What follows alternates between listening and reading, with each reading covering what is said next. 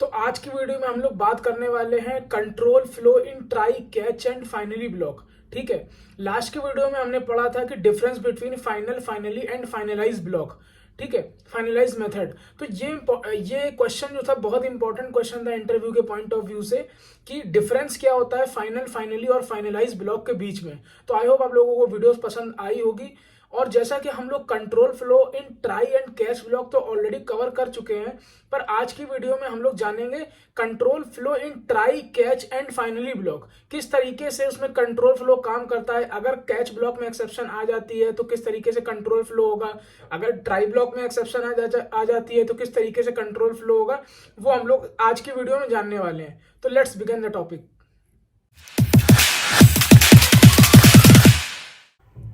Hi guys, welcome back to the channel the coders TV.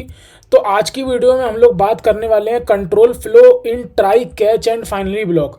तो I hope आप लोगों को लास्ट की वीडियो पसंद आई होगी। तो आज की वीडियो में हम लोग यही चीज़ पढ़ने वाले हैं कि अगर ये डिफरेंट केसेस अगर हमारे सामने होंगे तो उस केस में किस तरह से कंट्रोल फ्लो वर्क करता है ट्राई, कैच और फाइनली ब्लॉक में।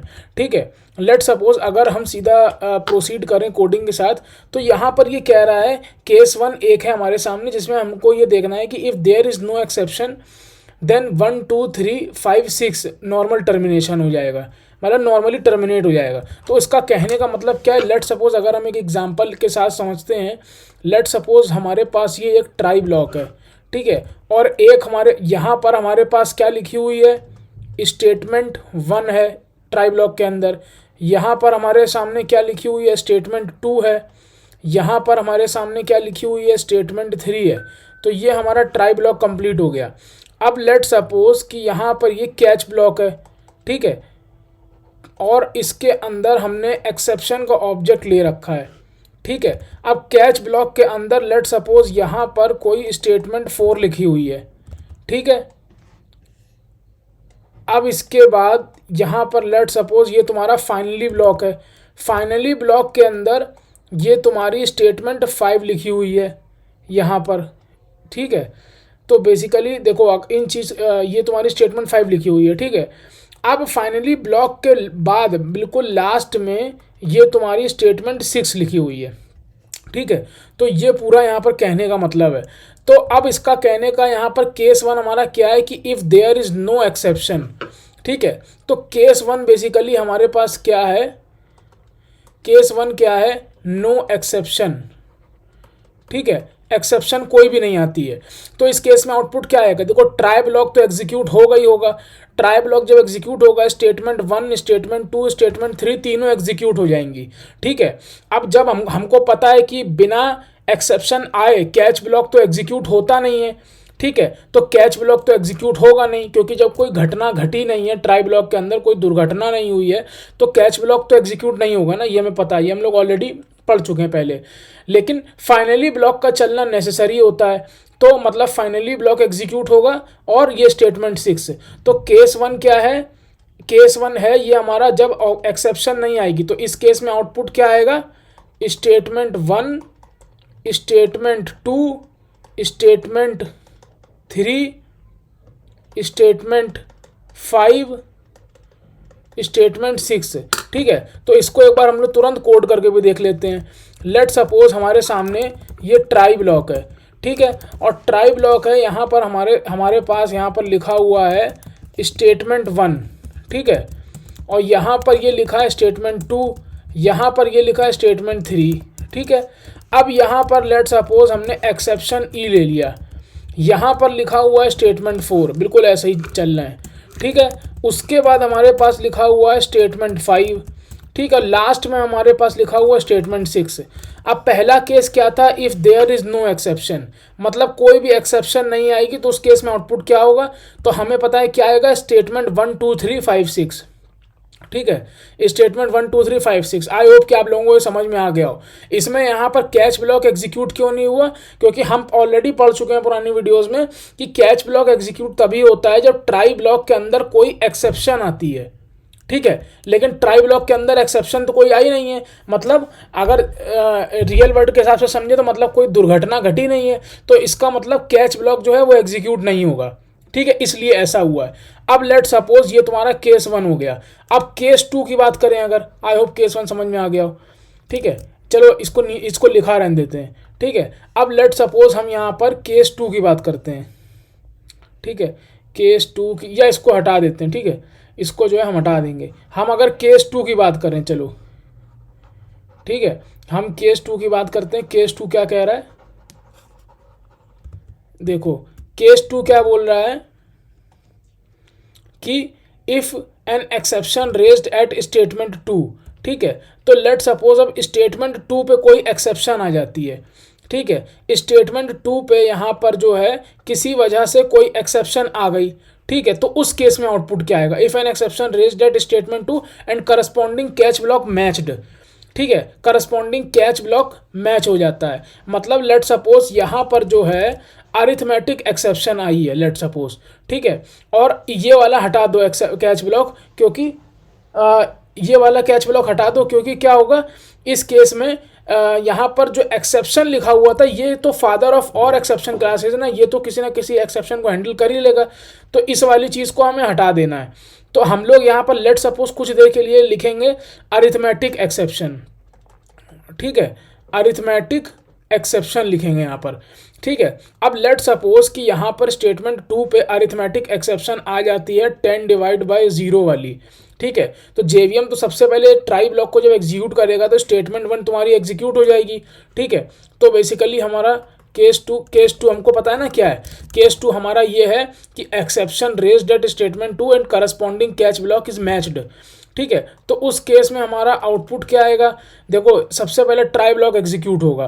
ठीक है, तो मान के चलो स्टेटमेंट 1 तुम्हारी एग्जीक्यूट हो गई, स्टेटमेंट 2 पे तुम्हारा एक्सेप्शन आ जाती है अरिथमेटिक एक्सेप्शन 10 डिवाइड बाई 0। ठीक है, तो अब इसके नीचे की लाइन तुम्हारी एग्जीक्यूट नहीं होगी, तुरंत कंट्रोल फ्लो यहाँ से निकल करके कैच ब्लॉक पे आ जाएगा। ठीक है, अब जब उसको अपना एक मतलब क्या कहते हैं इसको, क्या बोलते हैं इसको, करस्पॉन्डिंग कैच ब्लॉक अगर मिल गया, जैसे अरिथमेटिक एक्सेप्शन आई है तो अरिथमेटिक एक्सेप्शन ये ढूंढेगा कि कहाँ पर अरिथमेटिक एक्सेप्शन वाला कैच ब्लॉक है, हम उसको एग्जीक्यूट करें। जेवीएम ये ढूंढेगा, तो उसको ये वाला कैच ब्लॉक मिल जाएगा जिसके पास अरिथमेटिक एक्सेप्शन है, तो स्टेटमेंट 4 फिर एग्जीक्यूट हो जाएगी। और हमें पता है कि एक बार अगर हम ट्राई ब्लॉक के बाहर निकल गए तो वापस घूम के हम ट्राई ब्लॉक के अंदर नहीं जाते हैं बची हुई स्टेटमेंट को एग्जीक्यूट करने। ठीक है, तो इसका मतलब ये वाली स्टेटमेंट तो एग्जीक्यूट होगी ही नहीं, क्योंकि यहाँ से हम बाहर निकल गए थे ट्राई ब्लॉक के और कैच ब्लॉक में घुस गए थे। एक बार जब ट्राई ब्लॉक से बाहर निकल जाते हैं, ये हम ऑलरेडी पढ़ चुके हैं, तो वापस ट्राई ब्लॉक के अंदर नहीं आते हैं। ठीक है, अब इसके बाद फाइनली ब्लॉक एग्जीक्यूट होगा, क्योंकि हमें पता है फाइनली ब्लॉक तो एग्जीक्यूट होता ही होता है, चाहे तुम्हारी एक्सेप्शन आए चाहे तुम्हारी एक्सेप्शन ना आए। तो लेट सपोज ये तुम्हारा फाइनली ब्लॉक एग्जीक्यूट हो गया, और फाइनली ब्लॉक के बाद लेट सपोज ये तुम्हारा स्टेटमेंट 6 भी एग्जीक्यूट हो गई। ठीक है, अब इसी चीज़ को अगर हम करके देखें, देखो स्टेटमेंट 2 पे एक्सेप्शन आई थी। ठीक है, स्टेटमेंट 2 पे एक्सेप्शन आई थी, तो लेट सपोज हमने यहाँ पर क्या कर दिया, 10 डिवाइड बाय 0 कर दिया। ठीक है, और यहाँ पर हम कुछ देर के लिए मान लेते हैं कि हमने अरिथमेटिक एक्सेप्शन ले रखा है, तो इस केस में आउटपुट क्या आएगा, 1456। ठीक है, 1456। तो आई होप आप लोगों को ये समझ में आया हो कि 1456 कैसे आया। देखो भाई, स्टेटमेंट 1 सबसे पहले एग्जीक्यूट हो गई। ठीक है, अब उसके बाद स्टेटमेंट 2 पे हमारी एक्सेप्शन आ गई, अरिथमेटिक एक्सेप्शन, उसको अपना करस्पॉन्डिंग कैच ब्लॉक यहाँ पर मिल जाता है। ठीक है, तो इसको वो कैच ब्लॉक को एग्जीक्यूट करेगा जेवीएम, स्टेटमेंट 4 इसलिए तुम्हारा फिर एग्जीक्यूट हो गया। हमें पता है कि एक बार अगर हम ट्राई ब्लॉक के बाहर निकल जाते हैं यहाँ से, तो वापस हम ट्राई ब्लॉक के अंदर नहीं जा सकते हैं, तो इसलिए स्टेटमेंट 3 एग्जीक्यूट नहीं होगा। ठीक है, ये स्टेटमेंट 3 एग्जीक्यूट नहीं हुआ। अब इसके बाद फाइनली ब्लॉक के एग्जीक्यूट होने बारी आएगी। फाइनली ब्लॉक तो हमेशा एग्जीक्यूट होता है जावा में, ये हमें ऑलरेडी पता है। ठीक है, बिना फाइनली ब्लॉक को एग्जीक्यूट किए हमारा प्रोग्राम खत्म नहीं होगा। तो फिर फाइनली ब्लॉक एग्जीक्यूट हो गया तो स्टेटमेंट 5 आ गई, उसके बाद हमारी लास्ट में स्टेटमेंट 6 आ गई। ठीक है, तो इस तरीके से ये वाला प्रोग्राम वर्क किया। अब देखो इसके बाद एक दूसरा केस है, हम लोग उसको भी देख लेते हैं जल्दी से कि वो कैसे क्या काम करेगा। ठीक है, तो आई होप केस 1 जो था और केस 2 आप लोगों को समझ में आ गया है। अब इसके बाद हमारा जो केस है वो कौन सा, case 3, if an exception raised at statement 2 and corresponding catch block is not match. समझे क्या हुआ, यहाँ पर क्या हुआ कि यहाँ पर लेट सपोज कि अरिथमेटिक एक्सेप्शन आती है 10 डिवाइड बाय 0। ठीक है, लेकिन उसका करस्पॉन्डिंग कैच ब्लॉक यहाँ पर फाउंड नहीं मिला, नहीं उसको। ठीक है, आ रही है एक्सेप्शन अरिथमेटिक एक्सेप्शन, और हम लोग कौन सी एक्सेप्शन का कैच ब्लॉक प्रोवाइड कराएं? नल पॉइंटर एक्सेप्शन का। तो इस केस में क्या होगा, ये उसको अपना अरिथमेटिक एक्सेप्शन को अपना अरिथमेटिक एक्सेप्शन वाला कैच ब्लॉक मिलेगा ही नहीं। तो देखो कैसे काम होगा इस केस में, आउटपुट कैसे आएगा। देखो सबसे पहले क्या होगा, स्टेटमेंट 1 तुम्हारी एग्जीक्यूट हुई। ठीक है, स्टेटमेंट 1 तुम्हारी एग्जीक्यूट हुई तो तुम्हारा आउटपुट क्या आ गया यहाँ पर, मतलब ट्राई ब्लॉक एग्जीक्यूट हुआ तो स्टेटमेंट 1 सबसे पहले आउटपुट आ गया। जैसे ही स्टेटमेंट 2 को एग्जीक्यूट करने का यहाँ पर अरिथमेटिक एक्सेप्शन आ गई 10/0। तो यहाँ से कंट्रोल फ्लो जो है वो निकल के कैच ब्लॉक के पास आ जाएगा, मतलब कैच ब्लॉक को ढूंढेगा। कंट्रोल फ्लो जो होगा यहाँ से कैच ब्लॉक को ढूंढेगा। ठीक है, लेकिन उसको करस्पॉन्डिंग कैच ब्लॉक उसका मिला ही नहीं। ठीक है, क्योंकि एक्सेप्शन कौन सी आ रही है, अरिथमेटिक एक्सेप्शन, और हम लोग कौन सा कैच ब्लॉक लगाएं, नल पॉइंटर एक्सेप्शन का। ठीक है, इसलिए उसको अपना करस्पॉन्डिंग कैच ब्लॉक मिला ही नहीं। लेकिन इन केस अगर हम यहाँ पर नल पॉइंटर एक्सेप्शन के बजाय अगर हम एक्सेप्शन क्लास लिख देते तो वर्क कर जाता, क्योंकि ये क्लास तो फादर ऑफ ऑल क्लास है। ठीक है, सबका बाप क्लास है ये। लेकिन अभी फिलहाल के लिए क्या लगा है, यहाँ पर नल पॉइंटर एक्सेप्शन लगा है, तो उसको अपना करस्पॉन्डिंग कैच ब्लॉक मिलेगा नहीं। तो रेस्ट ऑफ द कोड, मतलब जितना भी तुम्हारा रेस्ट ऑफ प्रोग्राम है वो एग्जीक्यूट नहीं होगा। ठीक है, लेकिन फाइनली ब्लॉक एग्जीक्यूट होगा, ये तुम्हारा एग्जीक्यूट नहीं होगा। ठीक है, तो इस केस में क्या होगा, स्टेटमेंट 6 जो तुम्हारा है वो एग्जीक्यूट नहीं होगा। ठीक है, लेकिन तुम्हारा स्टेटमेंट 5 जो है वो तुम्हारा एग्जीक्यूट हो जाएगा। तो इसका मतलब आउटपुट क्या आया, स्टेटमेंट 1 एंड स्टेटमेंट 5। ठीक है, अब इसको देखो हम लोग करके देख लेते हैं। 10/0 आया।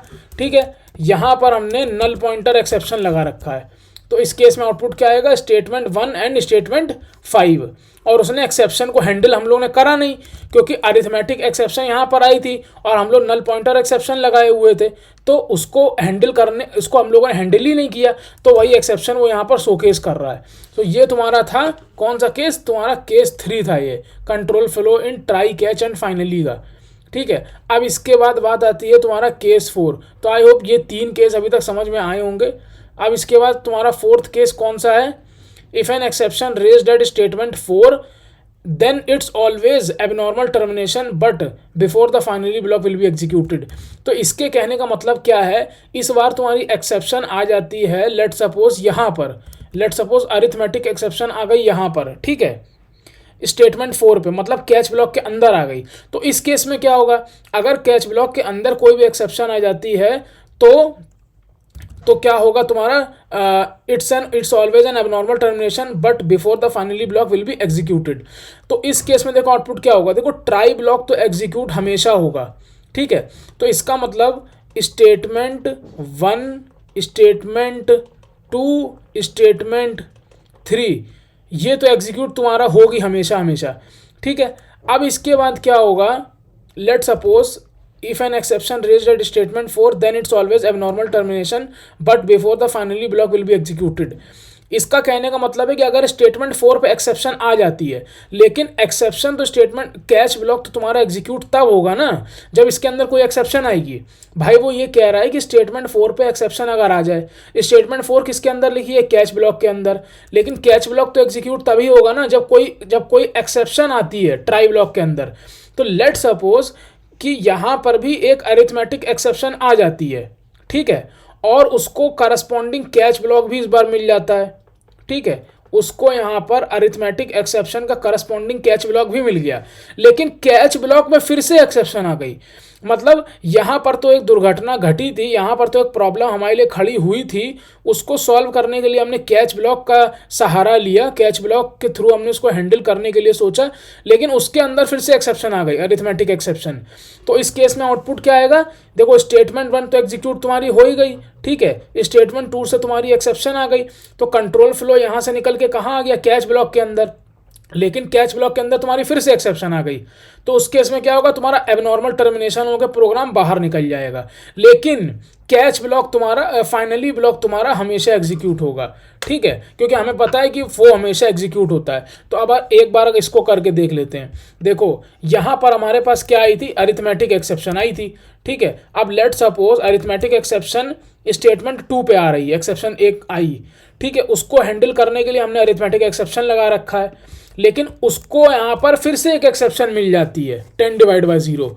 ठीक है। अब इसको हैंडल तो ये होएगा ही नहीं, क्योंकि कैच ब्लॉक के अंदर अगर कोई भी एक्सेप्शन आती है तो वो हमेशा एबनॉर्मली टर्मिनेट हो जाती है। ठीक है, तो इसका मतलब इस केस में आउटपुट क्या आएगा, स्टेटमेंट 1 एंड 5। ठीक है, तो आई होप ये तुम लोगों को समझ में आया हो कि जैसे ट्राई ब्लॉक के अंदर एक्सेप्शन आई, ठीक है, उसको अपना करस्पॉन्डिंग कैच ब्लॉक मिल गया, अरिथमेटिक एक्सेप्शन, लेकिन वहां पर एक्सेप्शन हैंडल करने के बजाय एक और एक्सेप्शन आ गई, तो वो तुम्हारा एबनॉर्मल टर्मिनेशन होके रहेगा। ठीक है, तो आई होप ये समझ में आया हो केस 4 क्या हुआ। ठीक है, अब इसके बाद तुम्हारा लास्ट केस आता है। लास्ट केस तुम्हारा कौन सा है, if an exception raise at statement 5 और statement 6 it's always abnormal termination. ठीक है, कहने का मतलब क्या है कि अगर तुम्हारा फाइनली ब्लॉक के अंदर कोई एक्सेप्शन आ जाती है, ठीक है, फाइनली ब्लॉक या फिर तुम्हारा स्टेटमेंट 6 पे, देखो ये तुम्हारा फाइनली ब्लॉक है, फाइनली ब्लॉक के अंदर लेट सपोज कोई अरिथमेटिक एक्सेप्शन आ गई। ठीक है, तो अब यार देखो कंट्रोल फ्लो हमेशा टॉप टू डाउन आता है। ठीक है, अब तुम्हारा यहाँ पर एक्सेप्शन आई है तो उसको हैंडल करने के लिए वो ऊपर नहीं जाएगा कैच ब्लॉक के पास। ठीक है, वो हमेशा नीचे देखता है। और दूसरी बात, अगर फाइनली ब्लॉक के अंदर कभी भी कोई एक्सेप्शन आ जाती है, ठीक है, तो उसको हैंडल करने के लिए कभी कोई नहीं होगा, क्योंकि हमको पता है कि एक्सेप्शन कब आती है, जब रिस्की कोड होता है। तो रिस्की कोड इसीलिए हमेशा हम कहाँ रखते हैं, हम ट्राई ब्लॉक के अंदर रखते हैं। तो पहली तो गलती प्रोग्रामर की थी कि उसने फाइनली ब्लॉक के अंदर रिस्की कोड रखा क्यों, ठीक है, एक्सेप्शन आई क्यों फाइनली ब्लॉक के अंदर, तो ये तो प्रोग्रामर की गलती है कि उसको रिस्की कोड हमेशा ट्राई ब्लॉक के अंदर रखना चाहिए था। अब दूसरी बात, अगर मान लो किसी वजह से एक्सेप्शन ट्राई फाइनली ब्लॉक के अंदर आ भी जाती है, मान लो किसी वजह से फाइनली ब्लॉक के अंदर एक्सेप्शन आ भी गई, पहली बात तो आनी नहीं चाहिए कि प्रोग्रामर की गलती है, क्योंकि यहाँ पर क्योंकि रिस्की कोड जो होता है वो हमेशा ट्राई ब्लॉक के अंदर रखते हैं, और अगर उसने रिस्की कोड फाइनली ब्लॉक के अंदर रख दिया तो एक्सेप्शन आने का चांसेस है। एक्सेप्शन आने का जब चांस होगा तो उसको यहाँ पर भाई हैंडल कौन करेगा, क्योंकि ट्राई के साथ हमेशा कैच होता है। जब यहाँ पर कोई रिस्की कोड रखा जाता है तो उसको हैंडल करने के लिए कैच बैठा हुआ है, लेकिन अगर फाइनली ब्लॉक के अंदर तुमने कोई रिस्की कोड रख दिया तो उसको हैंडल करने के लिए कोई नहीं है। ठीक है, तो इसीलिए हमेशा एबनॉर्मल टर्मिनेशन हो जाएगा। देखो इसको करके दिखाते हैं। लेट सपोज यहाँ से तुमने सब कुछ हटा दिया, ठीक है, तो तुम्हारा, और यहाँ पर तुमने क्या करा, फाइनली ब्लॉक के अंदर 10 डिवाइड बाय 0 का काम कर रहे हो। ठीक है, इस केस में तुम्हारा आउटपुट क्या आएगा, 1 2 3 तो तुम्हारा एग्जीक्यूट हो ही जाएगा, क्योंकि ट्राई ब्लॉक हमेशा एग्जीक्यूट होता है, और कैच ब्लॉक से एग्जीक्यूट नहीं होगा। ठीक है, क्योंकि ट्राई ब्लॉक के अंदर जब कोई एक्सेप्शन नहीं आई है तो कैच ब्लॉक तो एग्जीक्यूट होगा भी नहीं। उसके बाद क्या होगा, कुछ भी नहीं आएगा, मतलब 1 2 3 सिर्फ आएगा। ठीक है, क्यों, 1 2 3 तुम्हारा एग्जीक्यूट हो गया। ठीक है, कोई एक्सेप्शन आई नहीं ट्राई ब्लॉक के अंदर तो कैच ब्लॉक तो एग्जीक्यूट होगा नहीं। ठीक है, अब उसके बाद फाइनली ब्लॉक के अंदर कोई एक एक्सेप्शन आ जाती है। ठीक है, अब उसको हैंडल करने वाला लेकिन कोई है नहीं, क्योंकि फाइनली ब्लॉक के अंदर अगर कोई एक्सेप्शन आती है तो वो हमेशा एबनॉर्मली टर्मिनेट होती है। इसीलिए हमें यहाँ से सीखने को क्या मिलता है कि अगर किसी बंदे ने रिस्की कोड रख दिया फाइनली ब्लॉक के अंदर या फिर कहीं भी, मान लो कैच ब्लॉक के अंदर अगर तुमने रिस्की कोड रख दिया, तो वो हमेशा तुम्हें क्या देगा, एबनॉर्मल टर्मिनेशन ही देगा तुम्हें। इसीलिए हमें हमेशा याद रखना चाहिए कि हम अगर कोई ऐसा कोड है जिसके अंदर रिस्क है एक्सेप्शन आने का, तो उसको हमेशा ट्राई ब्लॉक के अंदर ही रखें, ताकि अगर कोई एक्सेप्शन आ जाती है तो उसको हैंडल करने के लिए कैच ब्लॉक बैठा है, क्योंकि हमेशा control flow top to down आता है। ठीक है, अब यहाँ पर एक्सेप्शन आ जाती है तो कभी भी control flow bottom to up नहीं जाएगा हैंडल करने के लिए। अगर एक्सेप्शन अरिथमेटिक एक्सेप्शन यहाँ आ गई तो वो ऊपर नहीं जाएगा कैच ब्लॉक के पास हैंडल करने के लिए। इसीलिए फाइनली ब्लॉक के पास कोई नहीं होगा एक्सेप्शन को हैंडल करने के लिए, और एबनॉर्मली टर्मिनेट हो जाएगा हमारा प्रोग्राम। तो यहाँ से हमें ये सारी चीज़ें सीखने को मिलती हैं। इसी तरीके से अगर मान लो स्टेटमेंट 6 पे कोई एक्सेप्शन आ गई, ठीक है, अब मान लो तुमने इस लाइन पे कोई रिस्की कोड लिख दिया, ठीक है, तो पहली बात तो ये तुम्हारी गलती कि तुमने इस लाइन पर रिस्की कोड रखा क्यों, तुमको ट्राई के अंदर रखना चाहिए था। मतलब अगर तुम यहाँ पर ट्राई ब्लॉक लगा देते इस तरह से, और इसके नीचे अगर तुम कैच ब्लॉक लगा देते इस तरीके से, तो अगर कोई यहाँ पर रिस्की कोड होता, मान लो ट्राई ब्लॉक के अंदर कोई एक्सेप्शन आती, तो उसको हैंडल करने के लिए कैच ब्लॉक है। लेकिन अभी फ़िलहाल क्या है, अभी फ़िलहाल यहाँ पर जो है कोई भी यहाँ पर वो नहीं है, ट्राई ब्लॉक नहीं है। ये मतलब एक रिस्की स्टेटमेंट है जो कि बिना ट्राई के चल रही है। ठीक है। तो ये हमेशा तुम्हें क्या देगी, एबनॉर्मल टर्मिनेशन ही देगी। ठीक है, तो आई होप तुम लोगों को ये वीडियो पसंद आई होगी। अब देखो इसके बाद ज़्यादा कुछ इंपॉर्टेंट चीज़ नहीं है, इसमें यही लिखा हुआ है, if we are not entering into the try block then the finally block won't be executed, once we entered into the try block without executing finally block we can't come out. ठीक है, तो इसका मतलब ये है कि अगर मान लो हम ट्राई ब्लॉक के अंदर, ट्राई ब्लॉक को हमने एग्जीक्यूट ही नहीं किया, if we are not entering into the try block then the finally block won't be executed, once we enter into the try block without executing finally block we can't come out. इसके कहने का मतलब क्या है कि let suppose कि अगर तुम्हारे पास यहाँ पर कोई एक ट्राई ब्लॉक है, ठीक है, ये तुम्हारा ट्राई ब्लॉक है, ये तुम्हारा कैच ब्लॉक है, ठीक है, और ये तुम्हारा फाइनली ब्लॉक है। ठीक है, इसके कहने का मतलब ये, एक बार अगर तुम ट्राई ब्लॉक के अंदर घुस जाते हो तो फाइनली ब्लॉक को एग्जीक्यूट होना मस्ट है। ठीक है, मस्ट है। वो क्यों? क्योंकि अगर ट्राई ब्लॉक के अंदर तुम अगर घुस जाते हो तो हो सकता है कोई तुमने ऐसा काम किया हो जिसमें तुमने कई सारे रिसोर्स को ओपन किया हो। ठीक है, कई सारे रिसोर्सेज को तुमने ओपन किया हो, तो फाइनली ब्लॉक जो है रिसोर्स क्लीनअप ब्लॉक होता है। तो यहाँ पर वो क्या करेगा, रिसोर्स को क्लोज करेगा या फिर क्लीन करेगा। इसीलिए कहा जाता है कि अगर ट्राई ब्लॉक एग्जीक्यूट हुआ तो फाइनली ब्लॉक को एग्जीक्यूट होना कंपलसरी है। ठीक है, एक तो बात ये हो गई। अब देखो इसको हम लोग करके देखते हैं। लेट सपोज अगर हम एक यहाँ पर ट्राई ब्लॉक लेते हैं, ठीक है, या ट्राई ब्लॉक लेंगे तो वो एग्जीक्यूट होगा। अगर हम लेट सपोज एक फाइनली ब्लॉक लेते हैं तो क्या वर्क करेगा? नहीं करेगा, क्योंकि फाइनली कभी भी कैच के बिना चलता नहीं है। ठीक है, ये अब कैच देखो क्या बोलेगा कि भाई हम ट्राई के बिना नहीं चलेंगे, तो यहाँ पर सब एक दूसरे से मिले जुले हैं। ठीक है, कैच हमेशा बोलेगा कि हम ट्राई के बिना चलेंगे नहीं। ठीक है, कैच नहीं बोलेगा कि हम ट्राई के बिना चलेंगे नहीं। तो इस केस में क्या फाइनली ब्लॉक चलेगा? देखो इस केस में फाइनली ब्लॉक चलेगा, फाइनली ब्लॉक चला होगा। क्यों? क्योंकि ट्राई का एग्जीक्यूट होना तो मस्ट है, ट्राई का एग्जीक्यूट होना मस्ट है। अब एक बात बताओ, जैसे यहाँ पर अगर हम सिस्टम डॉट एग्जिट कर दें, सिस्टम डॉट एग्जिट कर दें, ठीक है, सिस्टम डॉट एग्जिट कर दिया हमने यहाँ पर, इस केस में क्या होगा? जैसे ही जेवीएम यहाँ पर आया तुम्हारा ट्राई ब्लॉक चलेगा नहीं और तुरंत वो जो है जेवीएम को शट डाउन कर देगा, कुछ भी आउटपुट नहीं आएगा। तो यहाँ पर कहने का मतलब क्या है तुम्हारा इसका कि we are entering into the try block then finally block will always execute.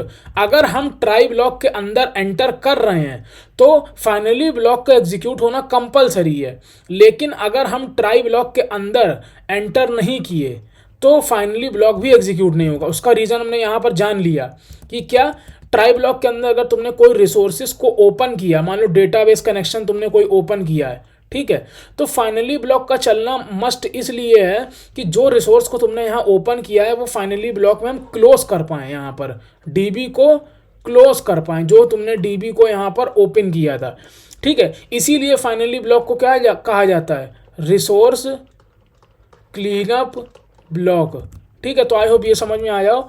इसके बाद क्या कह रहा है? We can take try catch inside try, nested try catch is possible. ठीक है, तो ये थोड़ी आगे की बात हो गई जिसको हम आगे देखेंगे। The most specific exceptions can be handle by using inner try catch and generalize exception, ये हमारी पूरी आगे की बात है। ठीक है, तो आई होप ये वीडियो तुम लोगों को समझ में आई होगी। अगर ये वीडियो समझ में आई है तुम लोगों को तो प्लीज़ कमेंट सेक्शन में कमेंट करके बताना ये वीडियो कैसी लगी, और इस वीडियो को अपने दोस्तों के साथ शेयर करना, अपनी कम्युनिटी में शेयर करना, और इस वीडियो को लाइक करना, चैनल को सब्सक्राइब करना। मिलते हैं नेक्स्ट वीडियो में। Shubham Nigam signing off, till then keep